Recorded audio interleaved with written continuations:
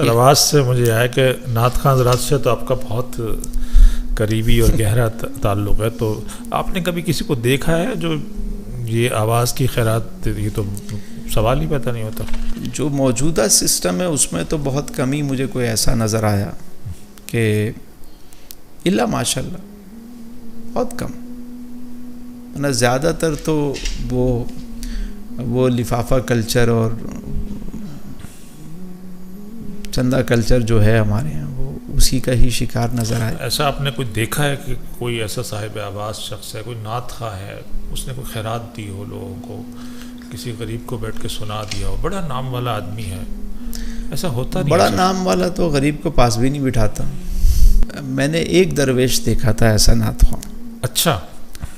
वो हमारे इलाके में ही रहते थे और दुनिया उन्हें अलहाज मुश्ताक कादरी के नाम से जानती। क्या नाम लिया था, वाह वाह वाह। हम फ़कीरों को मदीने की कमाल, मुसरफ़ी अच्छी लगी ना सरवरी, क्या बात है। यानी जब वो कलाम पढ़ते थे ना, वाह वाह वाह, तो चलते कदम रुक जाते थे। बेशक बेशक, वाह वाह वाह वाह। और खड़े हुए लोग बैठ जाते थे और बैठे हुए लोग सुभान अल्लाह बेशक, वाह वाह। ऐसी आवाज़, सोजो गुदाज, इश्क।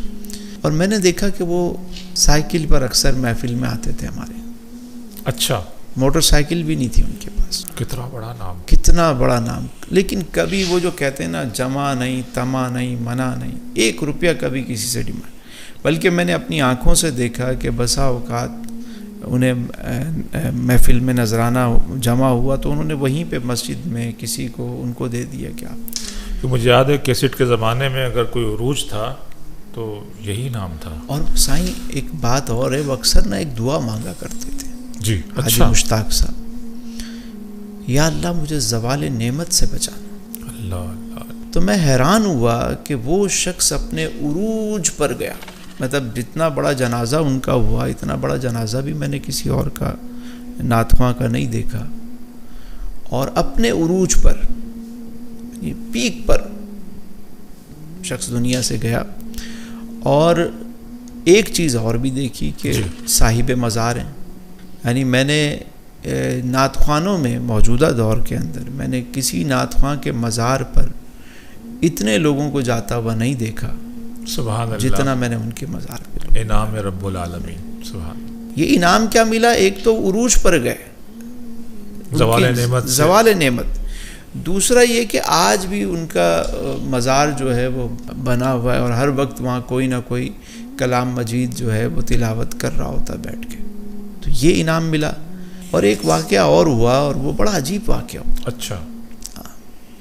यानी वो साइकिल पे आते थे, अब आ रहे हैं कहीं से और इधर लोग इंतज़ार में हैं, और जैसे ही वो पहुँचे तो अब एक बंदा आधा घंटा पौना घंटा साइकिल चला के आया है, तो सांस उनकी फूली भी होती थी, और फिर वो आके महफिल में पढ़ना शुरू कर दें। यानी जिस शख्स के लिए लाखों लोग इंतज़ार कर रहे हो। कैसेटों से तो ठीक ठाक आमदनी होती थी, तो मतलब न कैसेटों से लेते थे, न महफिलों से नजराना लेते थे, बिल्कुल नहीं। ना। वाह वाह। कि मैंने उनके शब रोज़ देखे, उनके साथ सफ़र भी किया, कभी पैसे की उनके अंदर मैंने नहीं देखी। अच्छा। चूँकि हमारे इलाके में थे तो हमें बड़ा फील होता था कि उनकी कुछ मदद की जाए, कि एक इतना बड़ा नाम है हमारे शहर का। अब ज़ाहिर है हमारी भी कोई इतनी बड़ी वो नहीं थी पोजीशन के माली तौर पे कि हम कोई उनको बहुत सपोर्ट उस वक्त कर सकते। तो उनकी शादी थी, तो दावतनामा था, वलीमे में हम सब ने शरीक होना था दोस्तों ने। तो हमने दोस्तों ने प्रोग्राम बनाया कि यार हम इन्हें एक बाइक जो है वो गिफ्ट करते हैं, शादी का मौका है और ये मना भी नहीं करेंगे। वैसे तो खुददार आदमी है, नहीं लेते कोई चीज़, लेकिन ये मौका ऐसा है कि इन्हें अगर कोई चीज़ पेश की जाए, मौके पे चौका लगाया जाए, तो वो यकीनन उसको इनकार नहीं करेंगे। अच्छा, अब क्या करें जी? बाइक ख़रीदे तो बाइक बहुत महंगी। तो एक 50 मोटरसाइकिल होती थी, उस दौर में चलती थी, तो वो आगे उसके एक डिगी होती थी। जी। आज भी कहीं कभी नज़र आती है। तो वो हमने देखी, तो वो तकरीबन कोई 10,000 के करीब उसकी कीमत बनी, और वो 0 मीटर नहीं थी, यूज्ड में हमने देखी। अब मिलजुल के किसी ने 2000 मिलाए, किसी ने 500 मिलाए, किसी ने 1000 मिलाए, सारे दोस्तों ने पैसे इकट्ठे किए तो और वो ख़रीद ली। तो अब इसको तैयार कैसे करें, दुल्हन कैसे बनाएं, है तो पुरानी गाड़ी। तो एक हमारे दोस्त है वो बाइक का काम करते, उन्होंने कहा जी ये मेरी जिम्मेदारी, इसको दुल्हन बना दूंगा मैं, जब वलीमे की डेट तक मैं ये बिल्कुल रेडी कर दूंगा। वाह वाह। उसने बड़ी मोहब्बत से उसको तैयार व्यार किया, वाह, बाइक तैयार हो गई। वाह। अब जब वलीमा हुआ सारे लोग गए मिलने शरीक होने, तो हम भी गए। जब सब जाने लगे तो हमने आखिर में उनसे कहा कि एक छोटा सा तोहफा है आपके लिए वलीमे का, आप हमारे साथ बाहर आए। तो जब बाहर आए तो उनको जब चाबी की पेश की गई, उन्होंने बाइक देखी तो उनकी आंखों में आंसू आ, और उन्होंने एक जुमला कहा कि यार मुझे इसकी ज़रूरत तो वाकई बहुत थी, लेकिन कभी मैंने किसी से सवाल नहीं किया। वाह वाह वाह। खैर उन्होंने वो तोहफ़ा कबूल किया, बड़े खुश हुए, दुआएं दी, और फिर वो उस बाइक पर उस पे बड़े मज़े से जो है ना वो घूमते थे और महफिलों में जाते, और हमें भी बहुत अच्छा लगता। फिर अल्लाह ने उनको और नवाजा चीज़ों में।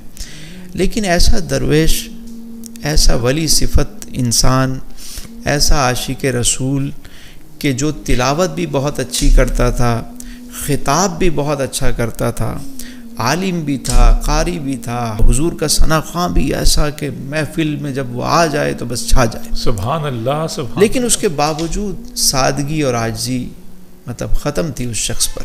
ऐसे लोगों के साथ जब हमने वक्त गुजारा और फिर मौजूदा दौर में हमने जो लोगों की हालत देखी और पैसे की डिमांड देखी, और मतलब तो ज़ाहिर है वो वही वजह है कि अब वो अल्फाज उनके कानों तक तो आते हैं, दिल तक नहीं आते। अच्छा सर, आपने अभी बात फरमाई मुश्ताक कादरी साहब की, हाजी साहब की, तो उनके फैसले दिल के थे, उन्हें हासिल क्या हुआ?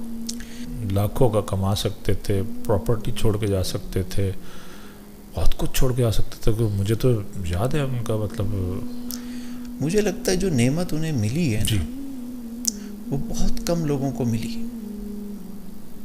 एक तो अपने उरूज पर जाना, यानी पीक पर, कभी किसी मुतनाज़ा इशू में उलझे नहीं। वो हमारे यहाँ होता है ना कि कोई बड़ा शख्स हो तो उसके आए दिन कोई ना कोई स्कैंडल मशहूर होते रहते हैं, तो ऐसी कोई चीज़ कभी नहीं देखी। फिर ये है कि यार ये क्या कम है कि उस शख्स का इस शहर में, शहर कराची में मज़ार है और हर वक्त वहाँ पर रौनक लगी हुई है। सुभान अब तो वो मतलब वहाँ पे एक पूरा उस जगह पे मदरसा भी बन गया है और वहाँ पे करीब में और पूरी रौनक लगी होती है हर वक्त। सुभान मैं कई दफ़ा गया, कभी फजर के बाद गया, कभी शाम में गया, कभी वहाँ कोई ना कोई बैठा हुआ तिलावत कर रहा। सुभान अल्लाह सुभान अल्लाह। और भी सना ख्वां हैं, कई लोगों का इंतकाल हुआ, सारे काबिल एहतराम है, लेकिन वो रौनक मैंने और जगह नहीं देखी, माशाअल्लाह, वो खुशबू मैंने और जगह नहीं देखी, माशाअल्लाह। और मैं ये सोचता हूँ कि सबसे बड़ा इनाम जो उन्हें मिला होगा, सिला जो मिला होगा उस बारगाह में, सुभान अल्लाह, कि जिसके वो सना ख्वां रहे। अक्सर नात ख्वां ये पढ़ते हैं ना, ये शेर आला हज़रत इमाम अहले सुन्नत का कि करूँ मदहे अहले दुवल रज़ा, पड़े इस बला में मेरी बला, मैं गदा हूँ अपने करीम का, मेरा दीन पाराए ना नहीं। मेरा दीन कोई रोटी का टुकड़ा है जो मैं जाके अहले दुवल की महफिलों में इसे मतलब अपनी इज़्ज़त और तौकीर को बेचूं। और अब तो इसी शेर को सुनाने के लिए अहले दुवल की महफिल में बैठकर लोग 2-2 लाख रुपए, 5-5 लाख रुपए लेकर ये बात कर रहे होते हैं। उन्हीं लोगों से वो पैसे बटोर रहे होते हैं और उन्हीं को ये शेर सुना रहे होते हैं। तो वो जो दिल वाले लोग थे ना, सही कमा गए। और मैं आज भी आपको बताऊं, ये फ़न हमेशा उनका ज़िंदा रहेगा, उनका नाम ज़िंदा रहेगा। कभी भी आप देखिएगा दोबारा से उनका नाम एकदम मशहूर होगा। ये आज हम बात कर रहे हैं, क्यों कर रहे हैं? वाह वाह वाह वाह। ये जिक्र क्यों उनका स्टार्ट हो गया, वाह, क्यों, वाह, कैसे वाह, ख्याल आ गया? वाह वाह वाह, क्या उम्दा। ये किसने हमारे दिल में ये बात डाली? अल्लाह। ठीक है, एक बात याद रखें, बहुत अहम बात है कि जिस शख्स ने अपने फ़न को बेच दिया, मेरा जुमला याद रखिएगा, जिस साहिबे फ़न ने अपने फ़न की कीमत वसूल कर ली, उसका फ़न ख़त्म हो जाएगा, नाम मिट जाएगा उसका। वाह वाह वाह वाह, याद रखिएगा। वाह वाह वाह। और जिसने अपने फ़न की कीमत नहीं ली, हाँ किसी ने कोई खिदमत की ठीक है, लेकिन फ़न को बेचा नहीं, उस शख्स का नाम भी बाकी रहेगा, उसका फ़न भी ज़िंदा रहेगा। सुभान अल्लाह, सुभान